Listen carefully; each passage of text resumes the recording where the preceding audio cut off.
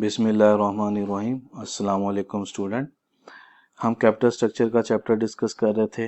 Table of content में देखें तो प्रीवियस वीडियो के अंदर introduction, capital structure theory, various capital structure, optimal capital structure के अंदर हम वैल्यू ऑफ फर्म डिस्कस कर चुके हैं। और अब हमने सबसे ज़्यादा ऑप्टिमल कैपिटल स्ट्रक्चर के लिए जो सबसे ज़्यादा मेथड यूज़ किया जाता है that is called EBIT and EPS approach. तो इस वीडियो के अंदर हम उसको डिस्कस करेंगे। तो स्टार्ट करते हैं EBIT एंड EPS अप्रोच। तो कहते हैं EBIT approach to capital structure involve selecting the capital structure that maximize EPS over the expected range of EBIT, कि जिस रेंज के ऊपर EBIT के ऊपर जो आप एक्सपेक्ट कर रहे हैं उस पे EPS जो आएगी तो मैक्सिमम EPS उस पे क्या आएगी। ठीक है। Using this approach the emphasis is on maximization of the owner structure, के ऑनर स्ट्रक्चर के लिए हम जो एक बेसिक सोर्स यूज करते हैं that is EPS, earning per share. जहां पर अर्निंग पर शेयर होती है ऑनर वहीं पे सबसे ज्यादा हैप्पी होते हैं। A major shortcome of this approach is the fact that earnings are only one of the determinants of the shareholders' wealth maximization. This method does not explicitly consider the impact of risk. तो start करते हैं। अगर हमारे पास different capital structure date अगर हम ले लेते हैं और उसके ऊपर EBIT हमने लिया और EBIT के ऊपर डिफरेंट कैपिटल स्ट्रक्चर के ऊपर हमने अर्निंग पर शेयर निकाल ली। अगर हम निकाल ली तो इसको हम basically EBIT and EPS approach जो है बेसिकली ये अप्रोच जो है ग्राफिकली एक्सप्लेनेशन देती है। तो हम यहाँ पर क्या करेंगे, सबसे पहले y axis and x axis draw करेंगे। y एक्सिस और x एक्सिस के ऊपर देखें, अब यहाँ पर हमारे पास EBIT जो है ये हमारे पास इंडिपेंडेंट वेरिएबल है, तो EBIT हमारे पास यहाँ पर आ जाएगा। क्योंकि EBIT के चेंज होने से EPS ने चेंज होना है, तो यहाँ पर हमारे पास EPS आ जाएगा y एक्सिस के ऊपर। ठीक है, यहाँ पर हमारे पास 0 आ गया। अब हमारे पास EBIT देखें तो 100,000 200,000 है, तो हम यहाँ पर 50-50 के गैप ले लेते हैं। 550 100 150 200 और यहाँ पर हम ले लेते हैं 3 0 कॉमन। और अगर EPS देखा जाए तो सबसे स्मॉलेस्ट वैल्यू EPS की अर्निंग पर शेयर की 2.4 है और सबसे लार्जेस्ट जो है 9.03 है। तो हम 2 के गैप से ले लेते हैं। तो यहाँ पर सबसे पहले ये 2 आ गया, ये 4 आ गया, ये 6 आ गया, ये 8 आ गया, ये 10 आ गया एंड सो ऑन, ये 12 आ गया। ये ले ली। तो 1 बाय 1 हम कैपिटल स्ट्रक्चर डेट रेशियो की बेस पे यहाँ पर लाइन ड्रॉ करते हैं। सबसे पहला हम लोग लेते हैं 0%। 0% पे अगर 100,000 EBIT जो कि ये हमारे पास उस पर देखें तो आपके पास EPS आता है 2.4। तो 2 है 2.4 यहाँ पर आपके पास कहीं पे 2 से थोड़ा सा ऊपर 2.4 आ जाएगा। और अगर हम 200,000 को देखते हैं तो वहाँ पर आपके पास EPS आ रहा है 4.8। तो ये 4 है तो 4.8 आपके पास कहीं पे यहाँ पर आ जाएगा। तो आपने क्या करना है, इन दो लाइंस को आपस में ड्रॉ कर देना।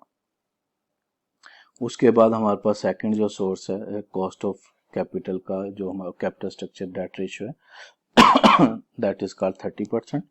100 को देखें तो 2.9, तो 100,000 को 2.9 तो वहाँ पर ये कोई वैल्यू बनेगी। ठीक है जी, 2.93 ये वैल्यू बनेगी। और अगर 200 देखते हैं तो 6.4, तो ये 6 है तो 6.4 यहाँ पर कोई वैल्यू बनेगी। तो अब हमने क्या करना है, इन दो लाइंस को आपस में मिला देना। ठीक है, उसके बाद आपके पास आता है थर्ड आता है आपके पास। अगर हम देखते हैं 60% डेट रेशियो तो 3.03, तो 3.03 आपके पास यहाँ पर 3.03 ये आता है। और उसके बाद यहाँ पर है 9.3, तो वो आपके पास ऑप्शन। तो आप क्या करेंगे, इन दो लाइंस को आपस में ड्रॉ कर देंगे। तो ये आपके पास कट ऑफ पॉइंट आ गया। तो क्योंकि यहाँ पर ग्राफ ठीक नहीं बना हुआ, हमारे पास स्केल नहीं है, तो हम उसके लिए यहाँ पर ये देख लें, ये डायग्राम ले ली यहाँ पर। तो यहाँ पर देख लीजिएगा कि 100 के ऊपर पहले हमने ये लिया ये ले लिया हमने 2.4 और ये ले लिया हमने 4.8। और फिर सेकंड हमने जब ये 0% पे आ गया, जब 30% की बात की तो ये 2.9 आ गया आपके पास है, ये जो ब्लू कलर में 2.9, और उसके बाद ये हमारे पास आ गया 6.4, और जब हमने 60% की बात की तो ये ग्रीन में हमारे पास आ गया 3.03, और ये आ गया 9.03। तो ये हमारे पास ग्राफ बन गया। अब ये ग्राफ किसी भी पॉइंट के ऊपर, जस्ट लाइक ये कट ऑफ पॉइंट है तो इसके ऊपर ये कैलकुलेशन कर लें, तो ये क्या बता रहा है, क्या शो कर रहा है कि अगर आप 100%, 100, अगर आप यहाँ पर ये देखें तो 100,000, वो कहता है कि अगर EBIT 100,000 से बिलो है तो हमारे लिए, अगर हम इन तीनों ग्राफ को डिस्कस करें तो जीरो के डेट रेशियो के ऊपर हमारा फाइनेंशियल रिस्क सबसे कम है। देखिएगा, जो स्लोप एक्स एक्सिस की साइड पे झुकी होगी वहाँ पर रिस्क कम होगा, और जो स्लोप वाई एक्सिस की साइड पे झुकी होगी या टर्न हो रही होगी वहाँ पर स्लोप वाई एक्सिस की साइड पे ज़्यादा होगी, तो वहाँ पर फाइनेंशियल रिस्क ज़्यादा होगा। तो इस केस में देखा जाए तो सबसे नीचे वाली जो लाइन है ये आप देख सकते हैं कि जीरो डेट रेशियो पे है, और इस पे सबसे कम रिस्क होगा आपके पास। और अगर ब्लू देखें 30% पे, तो नो डाउट वो जीरो से ज़्यादा डेट रेशियो है, इस वजह से वहाँ पर वो वाई एक्सिस की तरफ ज़्यादा मूव हुई है। और सबसे ज़्यादा डेट रेशियो 60% है, तो उसकी जो लाइन है वो सबसे ज़्यादा वाई एक्सिस की तरफ स्लोप बन रही है, ज़्यादा टिपर स्लोप है। तो यहाँ पर अगर हमें ये देखना हो कैपिटल स्ट्रक्चर में कि हमें किस जगह पे कौन सा डेट रेशियो लेना है, तो यहाँ पर कहता है कि अगर EBIT आपका 100,000 100,000 हो, तो हमें उसके लिए बेहतर है कि हम अगर 60 और 30 को कंपेयर करें तो हमें 30% को फोकस करना चाहिए, 30%। और अगर हमारा बिजनेस लेवल जो EBIT 100,000 से ज़्यादा हो तो हमें फिर 60% कॉस्ट ऑफ डेट की तरफ जाना, डेट रेशियो की तरफ जाना चाहिए। इसके लिए साथ ही हम एक इलस्ट्रेशन करते हैं। ST 13.2 है हमारे चैप्टर के अंदर, सिलेबस के अंदर, उसको हम डिस्कस करते हैं। 13.2 के अंदर रीडिंग करते हैं सबसे पहले कि पूछा क्या हुआ। तो इस क्वेश्चन में सबसे पहले देखें, वो कहता है EBIT EPS एनालिसिस, कहते हैं newly electronics is considering additional financing of the 10,000, new finance चाहिए 10,000। It currently has 50,000 12% annual interest bond एक है, और 10,000 shares of the common stock outstanding. The firm can obtain the financing through 12% annual interest bond issue or throughout the sale of 1,000 share of common stock. अब दो option है, उसको ये amount चाहिए दोबारा। अब एक ऑप्शन है कि वो 12% के ऊपर बॉन्ड इशू कर दे, और सेकंड ऑप्शन है कि 1,000 शेयर इशू कर दे। The firm has 40% tax rate.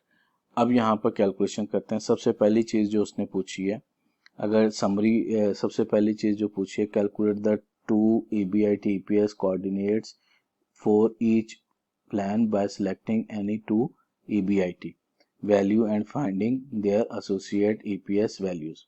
अच्छा, उसके बाद plot the two financing plan on the set of EBIT and EPS, और उसके बाद कहता है कि ऑन ग्राफ में पार्ट बी की बेस पे बताएं कि किसको हमें कंसीडर करना चाहिए। जी, सबसे पहले तो हम इस क्वेश्चन की डेटे की समरी बनाते हैं। तो प्लान ए हमें दिया हुआ है बॉन्ड्स का, और प्लान बी जो है हमारे पास वो है हमारे पास स्टॉक का। अगर हम यहाँ पर डेटा देखें, 50,000 पहले थे शेयर्स हमारे पास, हमने 50,000 का पहले लोन लिया हुआ है। अगर ये 10,000 भी हम लोन से ले लेते हैं तो हमारे पास टोटल लोन हो जाएगा 60,000। 60,000 का अगर हम 12% इंटरेस्ट पे करते हैं, 12% उस पर हमने क्या करना है, एनुअल इंटरेस्ट पे करना। और अगर हम प्लान बी, और इसी तरह उसका एनुअल इंटरेस्ट कितना बन जाएगा फिर, 60,000 का 12% लेंगे तो ये हमारे पास वैल्यू बन जाएगी $7,200। और हमारे पास कॉमन स्टॉक क्या होगा,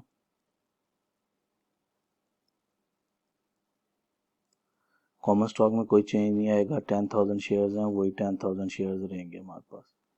प्लान बी के मुताबिक जाते हैं, अगर हम स्टॉक पे शिफ्ट होते हैं कि 10,000 जो हमें चाहिए वो स्टॉक से लेते हैं, तो देखिए हमारे शेयर्स पे कोई फ़र्क नहीं, डेट पे कोई फ़र्क नहीं पड़ेगा। 50,000 at the rate of 12% annual interest पे, तो अमाउंट ऑफ इंटरेस्ट बनेगी 50,000 का, जब हम 12% लेंगे तो वैल्यू बन रही है $6,000। लेकिन क्योंकि 10,000 शेयर्स पहले हैं, 1000 हमने और शेयर इशू कर देने, तो टोटल नंबर ऑफ शेयर हमारे पास हो जाएंगे 11,000 शेयर्स हो जाएंगे। ये हमारे पास थी समरी ऑफ डेटा। अब उसने पूछा plot of the two financing plan.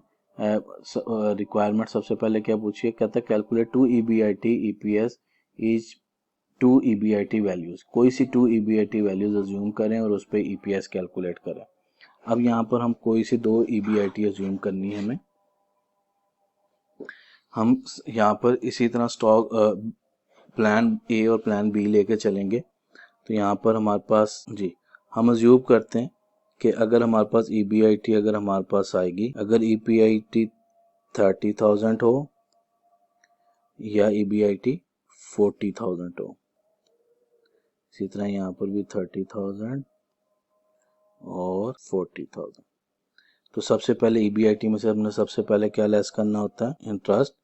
अब इंटरेस्ट इस केस में हमारे पास इंटरेस्ट है 7200 प्लान ए में, तो 7200, यहाँ पर भी 7200 आ गया। और प्लान बी के केस में हमारे पास आ रहा है 6000 और यहाँ पर भी 6000 आ रहा है। तो ये लेस कर देंगे, तो लेस करेंगे तो हमारे पास आ जाएगा EBT अर्निंग बिफोर टैक्स। तो ये वैल्यू बनी हमारे पास 222800। 40,000 में से ये लेस किया तो ये बना 32,800। 30,000 में 6 लेस किया तो ये बना 24,000 और ये हमारे पास बना 34,000। इसमें से EBIT में से हमने फिर क्या लेस करना है, टैक्स। टैक्स हमें क्वेश्चन में बताया हुआ है उसने, ठीक है जी, 40% है। चेक कर लेते हैं दोबारा, ये 40% टैक्स बताया हुआ है। तो हमने 40% किस पे लेना है, जो रेवेन्यू जनरेट हुआ है, जो प्रॉफिट जनरेट हुआ। तो 40% टैक्स लेंगे, जब 22,800 का 40% लेंगे तो बनेगा 9120। इसको लेस किया, जब हमने 32,800 का लिया तो बना 13,120। जब हमने 24,000 का लिया तो ये बना 9,600 और उसके बाद 34,000 का लें 40% तो ये बना 13,600। तो ये हमारे पास टैक्स कैलकुलेट हो गया। जब टैक्स लेस करेंगे तो हमारे पास आ जाएगा EAT earning after tax. Earning after tax की वैल्यू कैलकुलेट करें तो ये वैल्यू हमारे पास बन रही है 13680। ये वैल्यू हमारे पास बनी 19680। 24,000 में से 9600 गया तो 14,400। 34,000 में से जब 13,600 निकाला तो ये बना 20,400। ये हमारे पास EAT आ गया। अब हमने क्या करना है, EAT को डिवाइड करना है नंबर ऑफ कॉमन शेयर से, ये नंबर ऑफ स्टॉक शेयर। अब यहाँ पर हमारे पास क्योंकि फर्स्ट केस था तो ये 10,000 है, तो यहाँ पर 10,000 शेयर्स आ गए, यहाँ पर भी 10,000 शेयर्स आ गए। यहाँ पर बी में हमने क्योंकि शेयर्स इशू स्टॉक इशू किया तो ये 11,000 आ गया, यहाँ पर भी 11,000 आ गया। और जब हमने इसको कैलकुलेट किया तो EPS हमारे पास अर्निंग पर शेयर जो है फर्स्ट केस के अंदर 1.37 एंड 1.97 आई डॉलर पर शेयर आ गया, और सेकंड केस के अंदर 1.31 डॉलर एंड 1.85 डॉलर हमें रिसीव होगा। तो ये थे दो हमारे पास, अगर के उसने क्वेश्चन में रिक्वायरमेंट में कहा था, रिक्वायरमेंट ए में ये रिक्वायरमेंट ए थी कि आप दो EBIT लेकर उसके ऊपर EPS निकालें। तो हमने दोनों सिनेरियो के अंदर कि अगर हम प्लान ए फॉलो करें जिसमें हमने डेट लेना है और तो फिर हमारे पास EPS क्या आएगी, और अगर हम प्लान बी फॉलो करें जिसमें हमने स्टॉक इशू करना है तो तब हमारे पास क्या आएगी, तब हमारे पास EPS क्या आएगी। अब उसके बाद बी में उसने क्या पूछा हुआ था, बी में उसने पूछा था plot the two financing plans on a set of EBIT and EPS। तो प्लॉट करना है, तो बी रिक्वायरमेंट देखते हैं। तो बी रिक्वायरमेंट में ग्राफ बनाना है, तो ग्राफ डिजाइन करते हैं। ये हमारे पास ग्राफ आ गया, ये 0 आ गया, ये आपके पास पॉजिटिव साइड आ गई, और ये नेगेटिव y आ गया, ये पॉजिटिव y आ गया, ये आपके पास x आ गया। अब ग्राफ के अंदर हमने क्या लेना है, EBIT लेना है, और यहाँ पर हमारे पास EBIT आएगा और यहाँ पर हमारे पास EPS आएगा। अब हमारे पास अगर देखें तो EBIT दो थे, 10,000 एंड 20, EBIT हमने लिए 30,000 एंड 40,000। ये दो रेंजेस लिए हमने EBIT की। तो यहाँ पर हम 10-10 का गैप लगा लेते हैं, 10, 20, 30, 40 एंड 50। और अर्निंग पर शेयर हमारे पास 1.31 सबसे लोएस्ट है और सबसे हाईएस्ट आई है हमारे पास 1.97। तो हम 1 के गैप से या 0.5 के गैप से ड्रॉ कर लेते हैं। तो 0.5 के गैप से ड्रॉ करेंगे तो यहाँ पर हमारे पास आ गया 0.5, 1, 1.5, 2 जी। ये हमने लाइन ड्रॉ कर ली। अब हम इस पे अपना ग्राफ ड्रॉ करते हैं।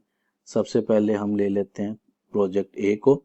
प्रोजेक्ट ए की बात करते हैं तो प्रोजेक्ट ए में हमारे पास 30,000 के ऊपर 1.3 था। तो 30,000 और 30,000 के ऊपर 1.3, तो ये 1 है और ये 1.5 है, तो ये 1.3 हमारे पास यहाँ पर कहीं आ गए। और अगर हम 40,000 की बात करें तो 40,000 के ऊपर हमारे पास था 1.97, तो वो ये 2 था हमारे पास और ये 2 में कोई ये, तो हम क्या करेंगे, इन लाइंस को आपस में मिला के ड्रॉ कर देंगे। अब हम स्टार्ट करते हैं प्लान बी पे। वहाँ पर हमारे पास 30,000 पे 1.3 था, तो 1.3 को ड्रॉ करें 30,000 पे 1.3, तो ये 1.5, ये 1.3 आ जाएगा, थोड़ा सा नीचे उसके। और उसके बाद हमारे पास सेकंड पे था 1.85, तो ये 1.5 है और ये 1.2 है, तो 1.85 यहाँ पर कहीं आ जाएगा। तो जब इन दो लाइंस को आपस में ड्रॉ करेंगे तो ये हमारे पास लाइंस ड्रॉ हो जाएंगी। अब इस लाइन में अगर देखें तो हमारे ऊपर 20 के ऊपर जो है वो कट लग रहा है, तो ये हमारे पास आ गया। अब अगर यहाँ पर हमारे पास ये था प्लान बी और ये था हमारे पास प्लान ए। अब अगर इसको डिस्कस करना चाहे, बी रिक्वायरमेंट में तो यही था कि सिर्फ ग्राफ ड्रॉ कर दें। आगे पढ़ते हैं, सी में क्या पूछा, on the basis of graph in part B at what level of EBIT does the bond plan become superior to the stock। तो हम सी पार्ट को डिस्कस करते हैं ग्राफ में आके। तो अगर इस ग्राफ को देखें हम लोग, तो यहाँ पर देखें ग्राफ को अगर गौर करेंगे तो देखें ये एक हमारे पास क्रॉस आया। अब अगर इस ग्राफ से मतलब EBIT अगर हम लोग 20,000 है, 20,000 से नीचे देखें तो 20,000 से नीचे प्रोजेक्ट ए जो है, मसलन अगर हम डेट लेते हैं तो वो हमें जो है कम बेनिफिट दे रहा है और हमें जो शेयर्स हैं वो हमें ज़्यादा। बट 20,000 से अगर अबव चले जाते हैं तो उस पर देखें कि जब हम ज़्यादा EBIT लेना चाहते हैं तो डेट अगर हम जनरेट करते हैं, डेट से अगर हम फाइनेंसिंग करते हैं तो हमारा EBIT हाई हो रहा है कि जैसे जैसे हम डेट बढ़ाते जा रहे हैं EBIT का प्रोपोर्शन हमारा EBIT कैलकुलेशन में बढ़ता जा रहा है। ठीक है, EPS भी बढ़ता जा रहा है और EBIT भी बढ़ता जा रहा है। तो हम प्रेफर करते हैं कि ए हमारा सुपीरियर है। ए मीन डेट से अगर हमें 1,000 जो रिक्वायर्ड है वो हमें डेट से जनरेट करना चाहिए रादर देन इक्विटी से। तो ये था हमारे पास EBIT और EPS कि किस जगह पे जाके हमें ये डिसाइड करना है कि हमें डेट से फाइनेंसिंग करवानी है या ऑप्टिमल कैपिटल स्ट्रक्चर ये बनाना है, तो डेट से ज़्यादा पोर्शन लेना है कि हमें इक्विटी से ज़्यादा पोर्शन लेना है। तो हमें यहाँ पर डेट सुपीरियर है, डेट के ऊपर फाइनेंसिंग करनी चाहिए। जज़ाकल्लाह, अल्लाह हाफिज़।